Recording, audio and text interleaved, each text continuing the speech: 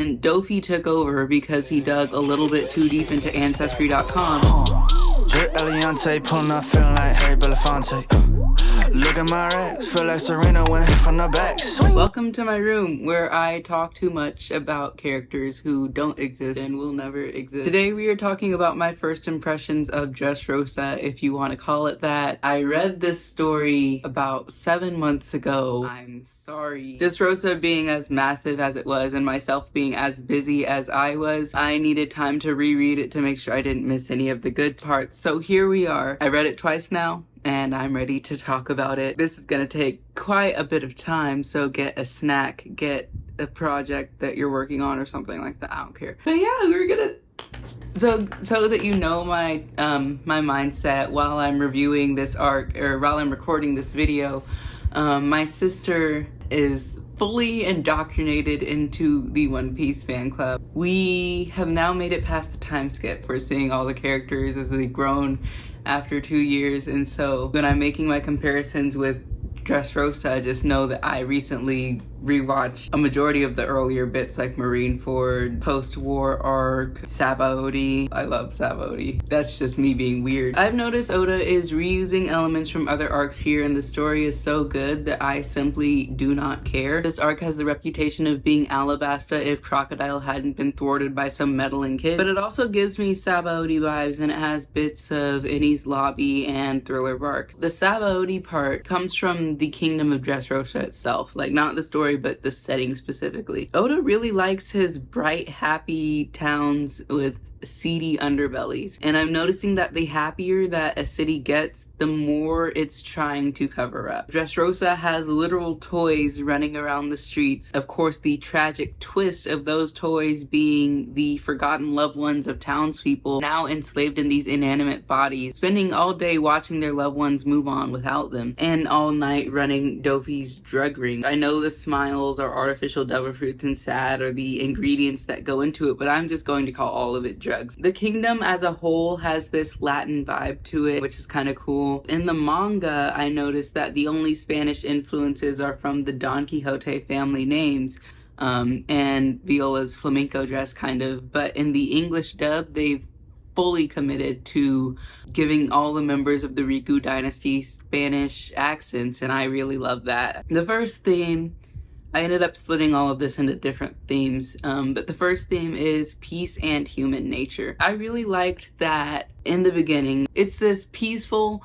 non-violent kingdom, and then Dofy took over because he dug a little bit too deep into Ancestry.com. He's made all of these kind people lean into their base instincts for violence, and Doflamingo says all humans are vicious by nature, except that's only because he remembers how he was treated as a child, with everybody treating him as a representative for all of the bad things that the celestial dragons had done. But going back to Doflamingo taking over the kingdom, like that took like some real big brain to do that. To think about what he did, he took King Riku with darn near 100% approval ratings from everybody in his kingdom. He turned the whole entire country against him by the end of the day. The combination of Riku having to ask all of his citizens for their money and attacking them at the end of the day, in their eyes for seemingly no reason, was a really sinister 1-2 punch of uncharacteristic actions that was planned by Doflamingo.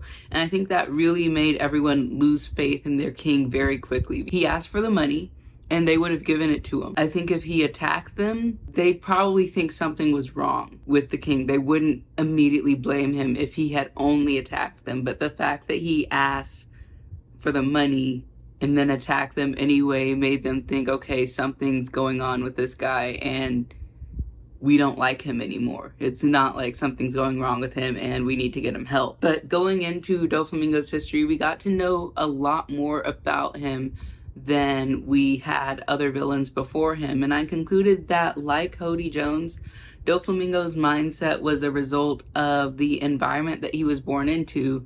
However, in this case, he was removed from that environment very quickly, and he just never adjusted. I didn't start writing this script with the intention of defending Doflamingo, but the more that I think about it, I cannot say that he was an evil boy from the very start, just like Rocinante said. If his family had stayed in Marijois, then he would just be a little celestial dragon boy. And within the context of Marijois, that would be perfectly normal. But this is a very slippery slope into defending all celestial dragons. Think about like the idea that they're all just raised incorrectly, like they all just like haven't been raised, because like it's generation after generation of wrong thinking, and their behavior is a result of like what they've been told. And like it's just like Hody, honestly. It's like just the idea that it's only the original 20 families' fault who left in the first place,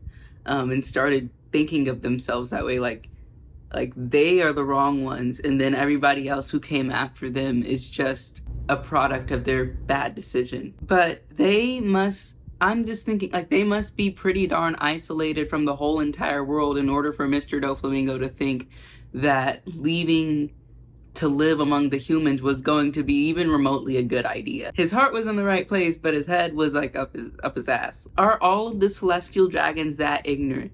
No one was saying, hey, no, we don't think you should go because they're gonna hate you. They were saying, no, we don't think you should go because we're gods and we don't live with them.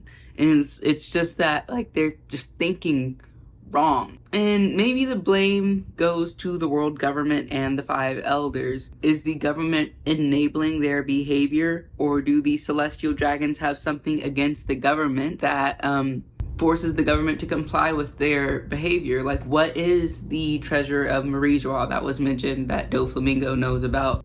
And if you think about that, if they're resorting to blackmail in order to maintain their status as celestial dragons, then they must know that their actions are wrong, because if they were right, they wouldn't think that they would need to blackmail someone in order to stay in the position that they're in. I don't have an answer. I just have a whole bunch more questions. This is a rabbit hole. Going back to Doflamingo, the Donquixote brothers. I wonder if the age difference between Doflamingo and his brother had anything to do with how well they adjusted to the real world. Dofy was 8 and Rosy was 6. Rocinante went through the same trials and turned out incredibly kind and good and wonderful. I think that speaks more to his own kindness and the kindness of his father than it does the evil of Doflamingo, if that makes any sense. After Doflamingo killed their father, Rocinante joined the Navy and learned of justice and order, while Doflamingo was exploited by Pika, Diamante, and Trebol. Trebol noticed his Supreme King Haki and essentially Palpatined him. Little Dofy was already bad, but Trebol made him way worse by feeding into his delusions that he was royal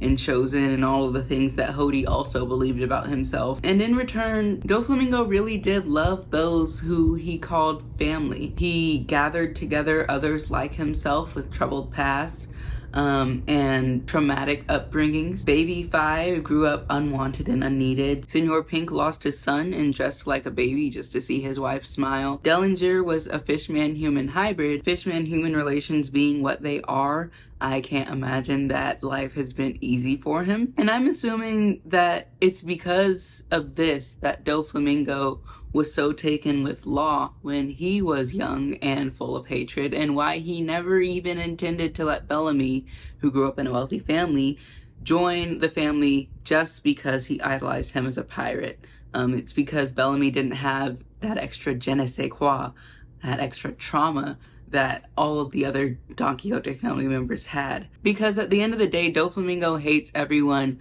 who doesn't have trauma like he does, because he sees other humans as the ones who beat him in the street and shot arrows at him, and he sees celestial dragons as the ones who rejected him, and they fear him because he has dirt on them. And I feel like he was gone so quickly. Like, Doflamingo, like, he got beat and now he's an impelled down. And I'm like, this can't be it for this guy, because he's been foreshadowed since Mocktown, since like right after they came back from Skypiea. Like, he's been in this story. He was in Mocktown, he was in Sabaody, he was in Marineford, and now he's here and he just got beat. and I feel like he still has some more work to do in this story. But I guess I'll know in the future if he pops up again. And another thing, while we're still on him, I thought Dofy's family names were super cool because they're all just Spanish card suits. Corazon is heart, Diamante is diamond, Pica is the club, and Trebol is clover. And then the one card that's outside of all of them that doesn't belong to a suit is the Joker, and that's also Doflamingo's code name. I just thought, I tried to find some symbolism and meaning behind the card suits and the personalities of the Donquixote family, but I couldn't find anything. And I did think it odd that the heart seat is the only seat that is empty, and it keeps getting replaced. And I was like, oh, does this mean that Doflamingo is heartless? Forget me not. So the 3 acts of Dressrosa and Freedom. I'd say that the structure of this arc is split up into 3 acts and an interlude, the most perfect, most beautiful, most wonderful interlude that I've ever read in my life. So yeah, let's talk about the 3 acts. Act 1, I'm dubbing chapters 701 through 742.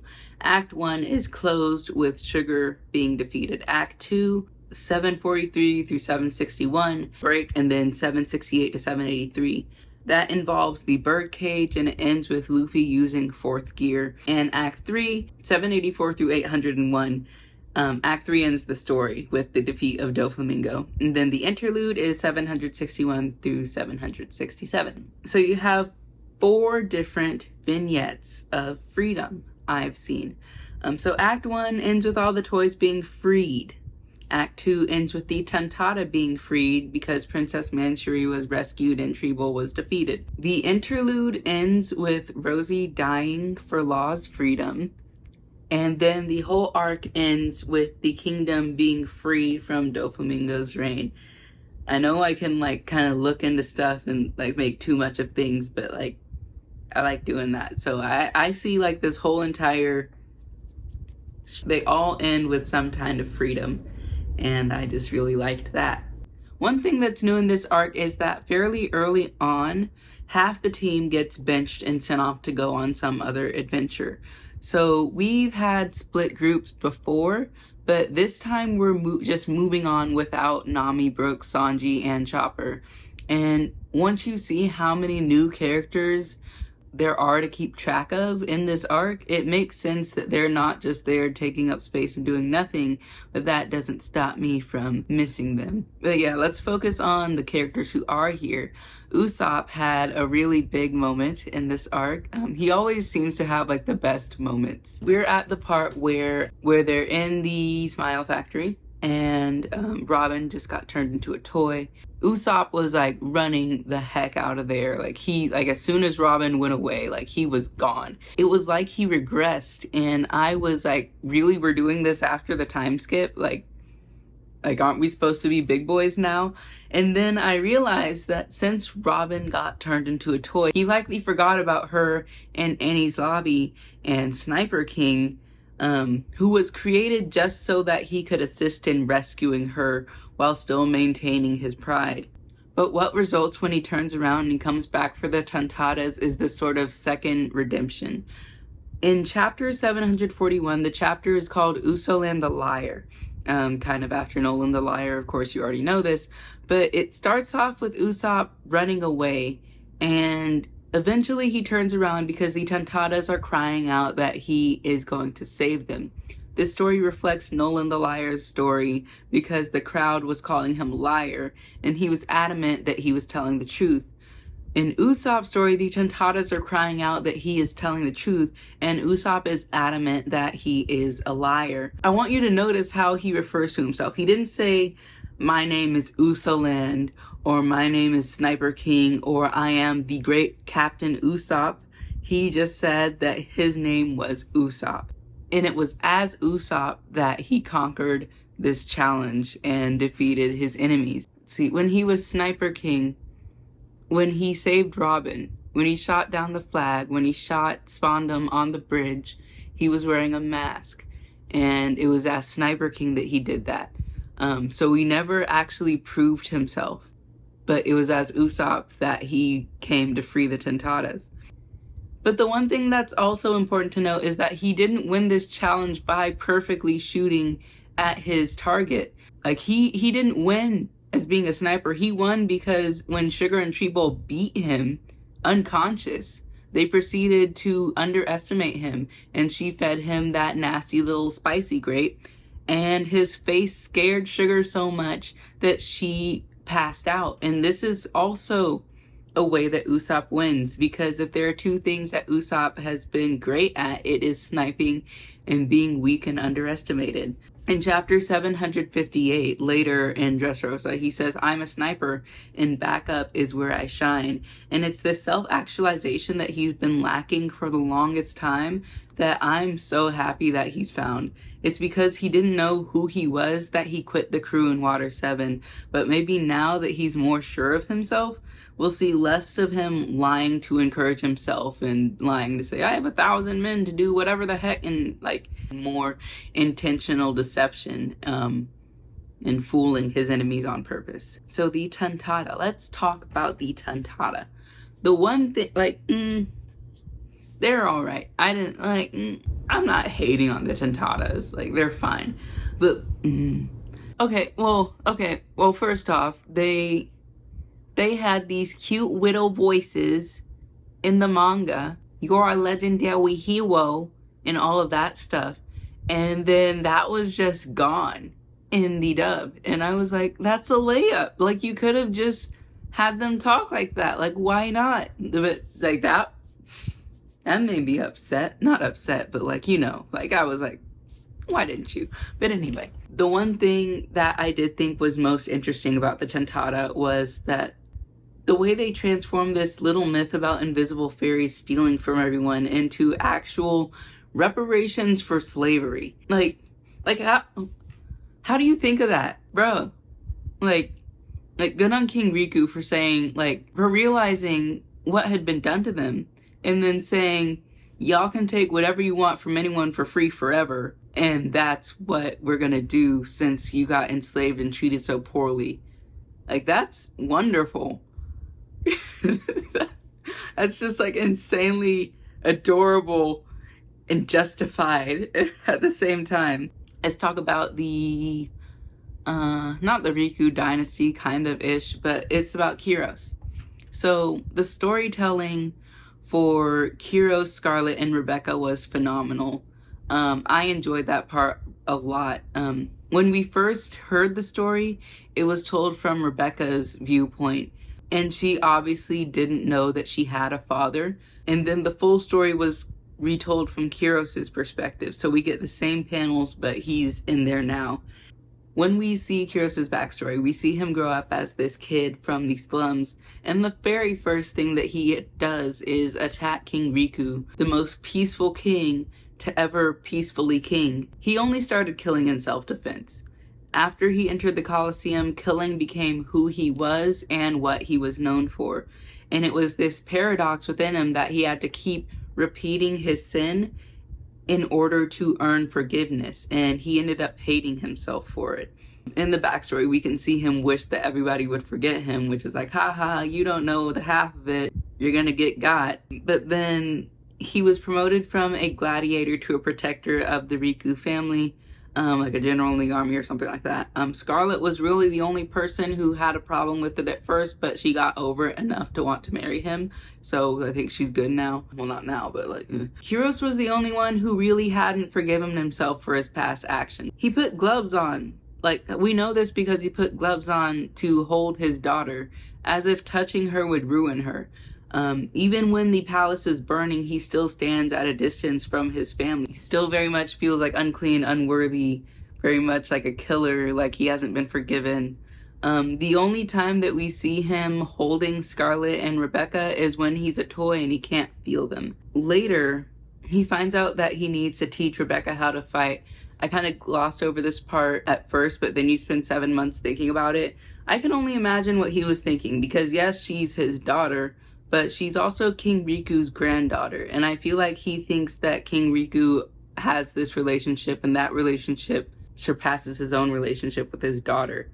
Like, yes, she's my daughter, but she's King Riku's granddaughter, so I can't ruin her. That's why I thought that the moment when he was fighting Diamante in the flower field and he told Rebecca that she doesn't have to fight anymore, I thought that was so bittersweet, because it's like, yeah, he wants to keep her hands pure and all that, but it's also because he still views himself as this attack dog who's meant to kill and protect and all of that. But I think the whole thing was less about Rebecca being diminished for not being a strong fighter, or like Rebecca being once again Shirahoshi 2.0, and more about building up Kyros and kind of restoring Kyros. He's fulfilling this role as a father that he wasn't able to fill for all of those years that he was a toy, and like he couldn't for Scarlet, Rebecca's mother, his wife, when she died. He's avenging her right now. And in the end, we end up with Kyros existing to redeem Dressrosa. The only person who's both awake to Doflamingo's scheme and capable of doing something about it is this violent man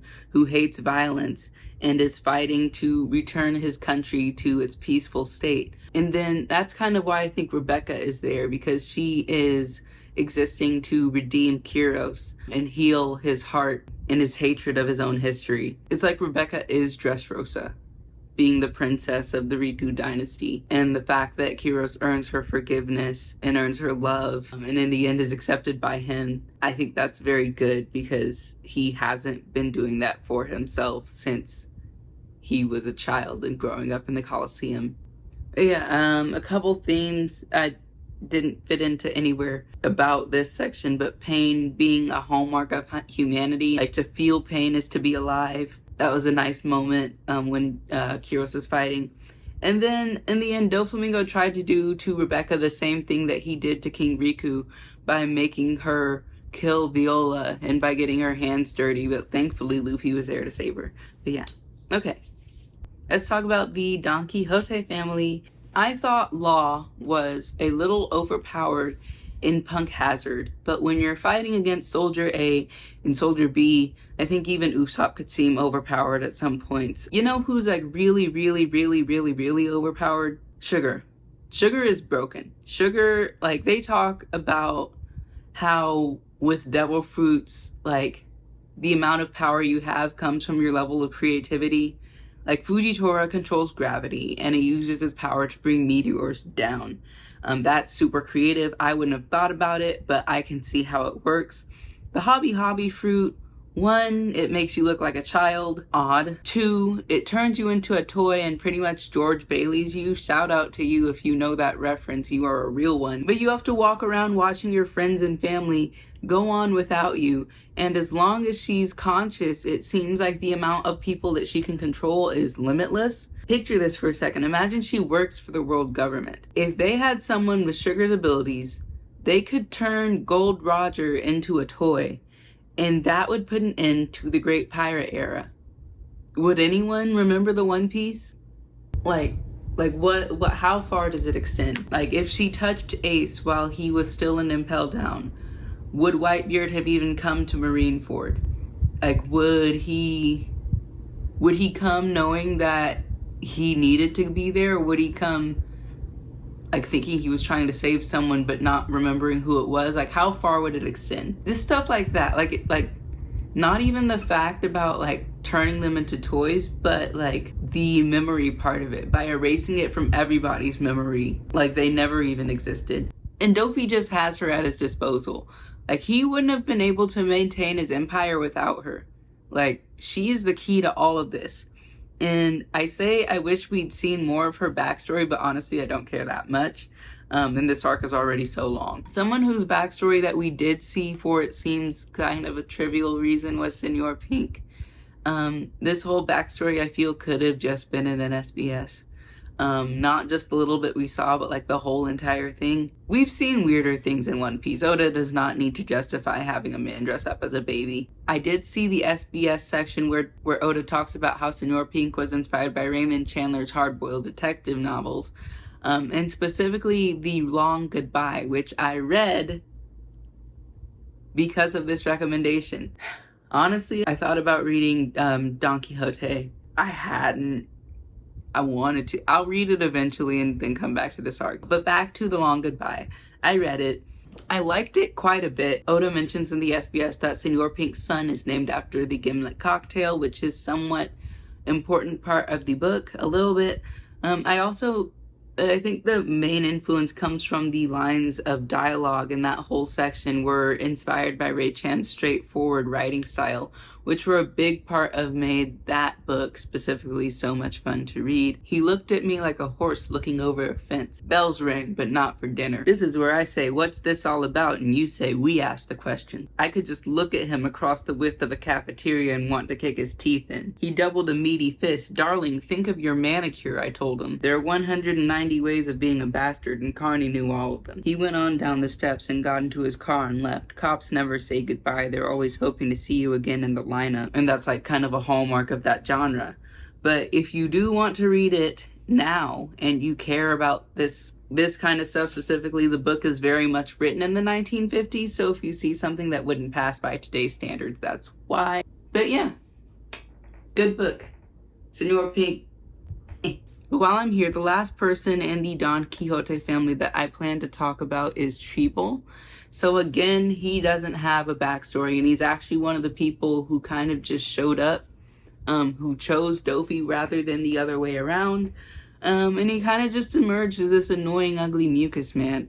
And my question is, how is he related to the Tontotta? Because that's the main thing and the only thing that I care about this dude. Because like when Law got him, he said, Pigya, like the Tontotta did when he was stepping on them. Pigya. And I would have thought it was some sort of ironic justice that he said that. But then it started going around to the Tontotta, and different people were saying that it felt like a weight had been lifted off of them. And if you've seen Fruits Basket, it reminded me of Akito at the very end when she released the Soma family or whatever she did. And everybody started crying because they were released. They felt like a weight had been off of them. So I don't know what the connection was there or if it'll get explained later. I just know it was confusing. It was gross that he was all skinny under that giant, massive coat and he had foot chains on. And it's like, what are the chains connected to? Nothing. That's kind of gross. And he said, Pigya. That was disturbing. But peace and strength is the next part of this. With an entire Colosseum battle and the introduction of the Donquixote family, there are plenty of showcases of strength to go around. I, being the weirdo that I am, want to focus on the less obvious ones, which in this case focus on King Riku, Robin, and Princess Manchuri. With King Riku, when Doflamingo came to his window, he was strong enough to stick to his guns and stick to his morals and maintain peace by setting his pride aside and asking his kingdom for the money that was being demanded. Robin upheld the Straw Hat's promise that Rebecca wouldn't get hurt by protecting her under her hand tree in the flower field. And lastly, Princess Manchuri was she was able to fly over the country using her tears to heal people, and she was actually upset by the fact that that was all that she could do. And I just like that we have these three images of this defensive strength. Like it's not always about attacking, sometimes it's just about standing still. So if King Riku had attacked Doflamingo instead of gathering all of the country's money, well, Doflamingo probably would have beat him anyway, but the fact that, like, say he attacked him and won. Some miracle. His country would lose its culture and reputation of being a peaceful kingdom. King Riku, like, people would look at him differently because they would have heard, like, that he attacked this man. Not knowing the full story, King Riku could explain, but then it's like, that's not what we do here. Robin, she could have helped Kyros while he was fighting, held down Diamante or something like that. Kyros would have hated it. He would have wanted to win his fight against the man who killed his wife on his own. The fight would have been finished much faster. In Princess Manchuri, there actually wasn't much else that she could do. I just wanted to include her in this. She's not a fighter. But anyway, these are all three that had this quiet strength that I enjoyed seeing very much. And side note on this section, another person whose strength was not quiet, but definitely was non-violent was Gyats. Gyats made me so happy when he started narrating Luffy's fight. He was very much like Princess Manchery in this moment, because he was working in his purpose and doing exactly what he could do, which was to narrate the fight and boost morale and encourage the whole entire kingdom to keep believing in Lucy while he was fighting Doflamingo. And I love Gyats for that. That was great. Bartolomeo. I love him so much, especially in the dub.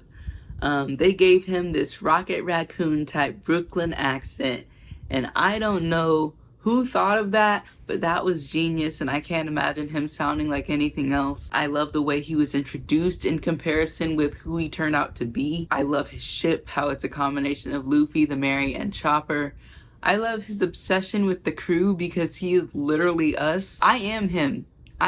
He can't even stand to look at them in person. And I'm just so glad that someone like him exists in the One Piece world. I'm happy for him that he's in the Straw Hat Grand Fleet now. And I feel like a win for Bardo is a win for all of us.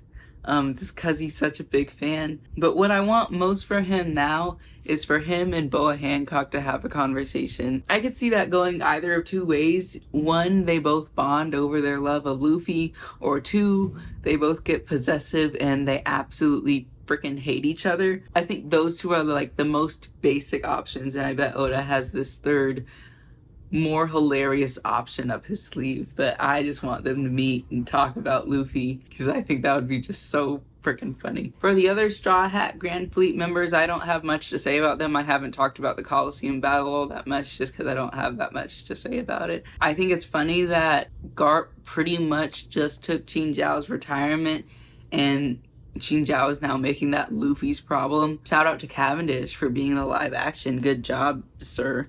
You're famous like you always wanted to be. I knew Luffy wasn't gonna go for their little pledge. Once they announced what they were trying to do, I was like, Luffy ain't gonna go for that. He literally said, I just want to be king of the pirates. I don't want to be some kind of big shot. It's just so contradictory and wonderful. But I think being the captain of the Straw Hats is all the responsibility that he wants currently. And for the rest of it, it doesn't need to be that formal for him. It's like, I help my friends. You give me food, I help you. It's not that hard. But speaking of Luffy, I haven't talked about him at all yet. And we're already this far into the video and I haven't even talked about the main character of the show. Have I even mentioned him once? Anyway, Luffy's Luffin.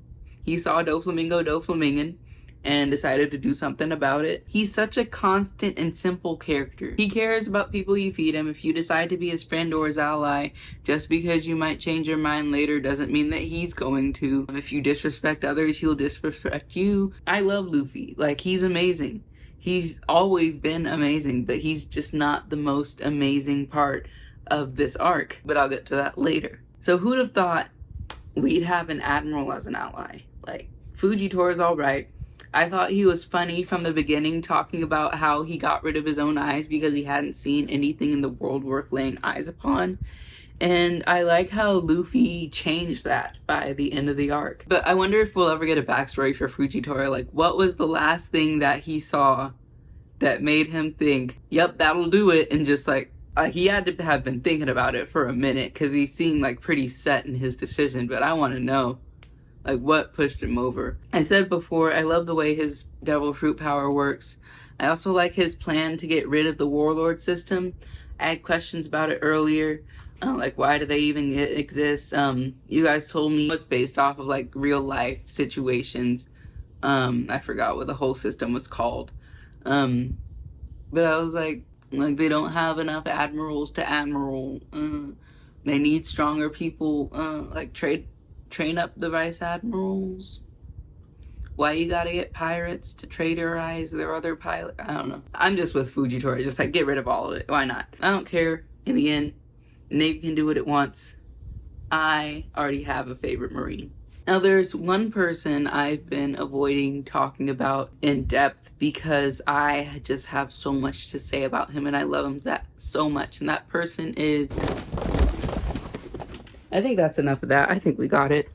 I think we got the shot. This is a small space. I can't be falling willy-nilly. There's a sharp corner right here. Bookshelf, all of this neatly arranged. I can't go hard for the bit, I'm sorry. Like, okay, it's embarrassing. Okay, it's embarrassing how quickly I bought this jacket after reading the story. So fast, so fast. I googled it, found it on sale, bought it. I've had it since February. It was the hottest summer in Texas. Hottest summer anywhere this summer. Like, this is the real reason why it took me so long to record this video, because it's just now like the temperatures are cooling down. I can sit in my room and wear this. Like, honestly, look at this. Look at this. I made this with my hands. I made this. Law's backstory, aka Rocinante's story, is a masterpiece. It is wonderful. It is the most fabulous thing I have laid eyes upon. I've been calling him Rosy because Corazon is the name that Doflamingo gave him. It's a slave name. I don't want to call him Cora, but it's so cool to say Cora. Cora, Rosy, Rocinante, the best character in One Piece. Interchangeable, honestly. The story was teased out a little bit too. Like, when Law first said Doflamingo killed someone he loved, I was like, oh my gosh, are we finally gonna get some romance in One Piece? Like, I was like really excited. But this story is so much better. I read this on a weekday before I went to work, and that was a mistake. The whole day my mind was muddled with the joy of meeting this brand new character, and like, I absolutely adored him, and it was the sadness that he was taken away so quickly, and I was in awe of the sacrifice that he made. This, along with Brook's backstory, is the only story in One Piece that, like, so far, they make me cry if I think too hard about them. Like, there are things that made me cry in the moment, but there are things that if I sit there and I ruminate, then it will bring a tear to my eye. And this was one of those stories. Let's talk about them. I don't even know where to start. Like, let's start at the beginning. The story of Fleevance is one of poo hitting the fan in the worst way possible. Law went from having everything to having nothing, just like Doflamingo and Rocinante. And he also emerged as the sole survivor of his homeland, just like Robin. Oda is reusing elements from other arcs. I done told y'all. Law emerges as this angry little boy who hates the world and wants to kill as much as possible. Where is he? Where's my boy? I lost him for a second. Here he is. Law emerges as this angry little boy who hates the world, and he wants to kill as much as possible before he dies so he can pay back just a little bit of what the world took from him. Enter Corazon. We all know that he's this odd Joker-looking guy. He got his makeup halfway done by Bond Clay and left in the middle of the appointment. He doesn't talk. He's tragically clumsy to the point where his legs are up in the panels rather than his face most of the time. Oh, and he hates kids. Defenestrate is one of my favorite words. It is up there with chicanery. It is a verb, and it means to throw a person. Well, it means to throw something out of a window, specifically a person. And when Cora first met Law, he defenestrated him.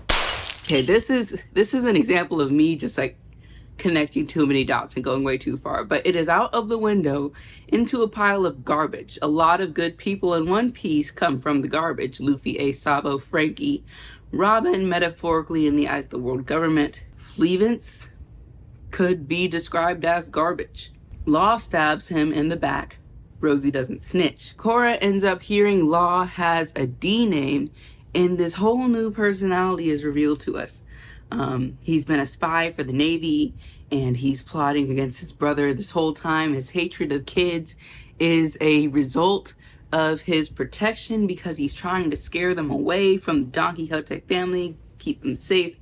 He looks at Law and he sees his older brother. He sees the hatred in him.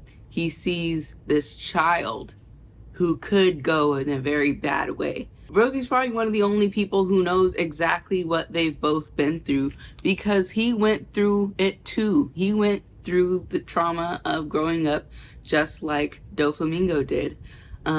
he decides to set off to cure Law's disease.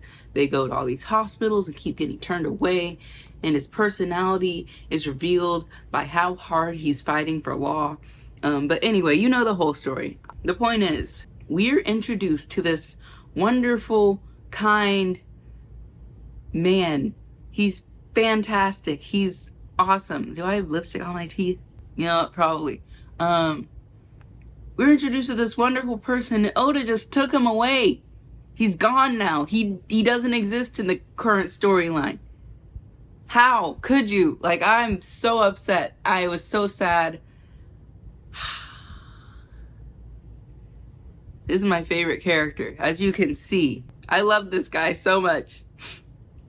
And he's gone now. Doflamingo pretty much said, "You yo daddy's son," and started squeezing the trigger until it clicked. And like, side note, all the celestial dragons shoot like they have an unlimited supply of bullets, and it's probably because they kind of do. But anyway, the whole death scene where Law was walking away, shift tone of voice to make this sound more emotional. The whole entire death scene where Law was walking away in silence, and you could only hear him crying after Korra passed away, that tore me up inside, because I was reading and I was like, this is going to sound so sad, animated. And I was right. I love that in the end, Rosy was talking about how Law was free. And he could have said that Law was healed, but he said free because he wasn't just talking about from his white lead disease. He was talking about everything, free from disease, free from the Donquixote family, free to go out and live his life without fear of death, free from the pain that he wanted to cause others, free from the burden of getting revenge. And he did all of this because he loved him. Law didn't love him at first. Law friggin' stabbed him in the back, but this whole time Rosy had no animosity towards him. He said that after he got stabbed, he was like, "I knew it was you hurting the whole time. I didn't feel a thing." And I was just like, I'm not gonna cry. I'm not going to. No, not today. But from the beginning, he was trying to save Law by throwing him out and trying to get him to stay away. And I know not every fictional character who makes a sacrifice for another character is comparable to Jesus, but Rosy really has some parallels with Jesus, like forgiveness for our sins, unconditional love, healing in unfathomable ways, ultimately dying so that we may be free, are all qualities that I associate with my Lord and Savior.